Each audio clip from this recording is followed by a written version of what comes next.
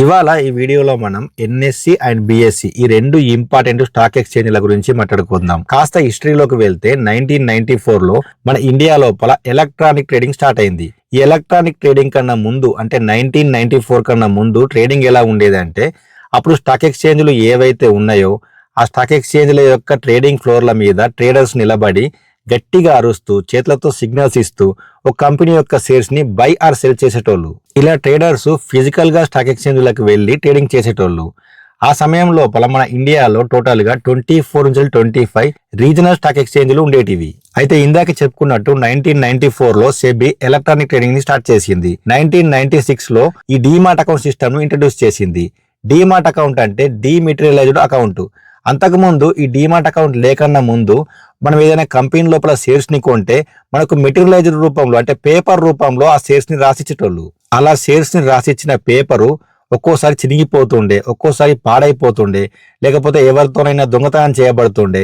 ఇటువంటి ప్రాబ్లమ్స్ ను దృష్టిలో పెట్టుకుని సెబీ 1996 లో డీమాట్ అకౌంట్ సిస్టమ్ ని ఇంట్రడ్యూస్ చేసింది. ఇలా కొన్ని సంవత్సరాలు గడిచిన తర్వాత ఈ రీజనల్ స్టాక్ ఎక్స్చేంజ్లు ఏవైతే ఉన్నాయో వాటి లోపల ట్రేడింగ్ వాల్యూమ్స్ మెల్లిమెల్లిగా తగ్గడం స్టార్ట్ అయినాయి. ఆ తర్వాత సెబీ తీసుకొచ్చిన రూల్స్ ప్రకారము ఈ రీజనల్ స్టాక్ ఎక్స్చేంజ్లు ఒక్కొక్కటిగా ట్రేడింగ్ నుంచి ఎగ్జిట్ అయిపోయినాయి. అయితే ప్రస్తుతం మన ఇండియా లోపల సెబీతో రికగ్నైజ్ చేయబడ్డ స్టాక్ ఎక్స్చేంజ్లు టోటల్ గా 6 మాత్రమే ఉన్నాయి. ఆ 6 లోపల ఎన్ఎస్సి అండ్ బిఎస్సిలే మెయిన్ స్టాక్ ఎక్స్చేంజ్లు. ఇవి రెండూ కూడా ముంబైలోనే ఉన్నాయి. ఇవి రెండూ కూడా ఇండియా యొక్క క్యాపిటల్ మార్కెట్స్ కి బ్యాక్ బోన్ లాంటివి. క్యాపిటల్ మార్కెట్స్ అంటే ఏంటో మీకు తెలియకపోతే, ఇప్పుడు ఏదైనా ఒక కంపెనీకి లేకపోతే గవర్నమెంట్ కు మనీ అవసరం అయితే ఆ మనీని ఎక్కడి నుంచి రైజ్ చేస్తాయి? ఇన్వెస్టర్ల నుంచి రైజ్ చేస్తాయి కదా.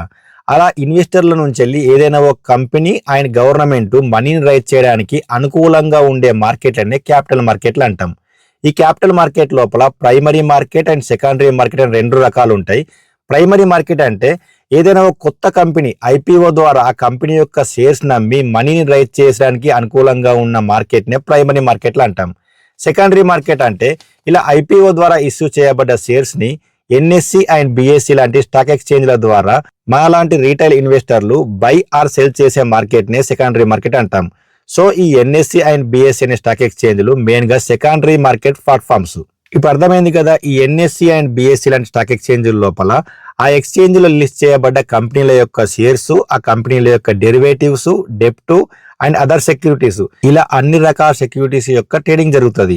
అంటే అన్ని రకాల సెక్యూరిటీస్ ని అమ్మడం లేదా కొనడం జరుగుతుంది. అయితే ఇలా జరిగే ట్రేడింగ్ కూడా సెబీ రెగ్యులేషన్స్ ప్రకారమే జరుగుతుంది. సో ఇప్పుడు ఈ రెండు ఎక్స్చేంజ్ల లోపల బిఎస్సి గురించి కొంచెం క్లియర్ గా మాట్లాడుకుందాం. బిఎస్సి అంటే బొంబాయి స్టాక్ ఎక్స్చేంజ్. ఇది ఇండియాలోనే కాదు ఏషియాలోనే ఓల్డెస్ట్ స్టాక్ ఎక్స్చేంజ్. 1875 లో బిఎస్సి ఎస్టాబ్లిష్ అయింది. ఇలా 1875 లో బిఎస్సి ఎస్టాబ్లిష్ అయినప్పటికీ బిఎస్సి లోపల ఎలక్ట్రానిక్ ట్రేడింగ్ స్టార్ట్ అయింది మాత్రం 1995 లోనే. ఆ తర్వాత 2017 లో బిఎస్సి ఒక కంపెనీగా ఎన్ఎస్సి లోపల లిస్ట్ అయింది. అంటే ఇప్పుడు మనం బిఎస్సి స్టాక్ ఎక్స్చేంజ్ యొక్క షేర్స్ ని ఇతర కంపెనీల యొక్క షేర్స్ లాగానే బై ఆర్ సెల్ చేయొచ్చు, అంటే ట్రేడింగ్ చేసుకోవచ్చు. అయితే ఈ బిఎస్సి లో చాలా ఇండిసెస్ ఉన్నాయి. కొన్ని సెలెక్టివ్ కంపెనీల యొక్క గ్రూప్ నే ఇండెక్స్ అంటాం. ఈ బిఎస్సి యొక్క ఫ్లాగ్షిప్ ఇండెక్స్ వచ్చేసి సెన్సెక్స్.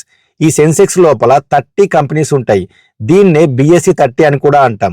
బిఎస్సి లోపల ఈ సెన్సెక్స్ తో పాటు BSc 100, BSc 500, BSc mid cap, BSc small cap, ఇలా చాలా రకాల ఇండిసెస్ ఉన్నాయి. అయితే ఇప్పటి వరకు బిఎస్సిలో టోటల్ గా 5000 నుంచి 5900 ప్లస్ కంపెనీలు లిస్ట్ అయినాయి. ఇది సింపుల్ గా బిఎస్సి గురించి. ఇప్పుడు ఎన్ఎస్సి గురించి తెలుసుకుందాం. ఎన్ఎస్సి అంటే నేషనల్ స్టాక్ ఎక్స్చేంజ్. ఇది 1992 లో ఇన్కార్పొరేట్ అయింది.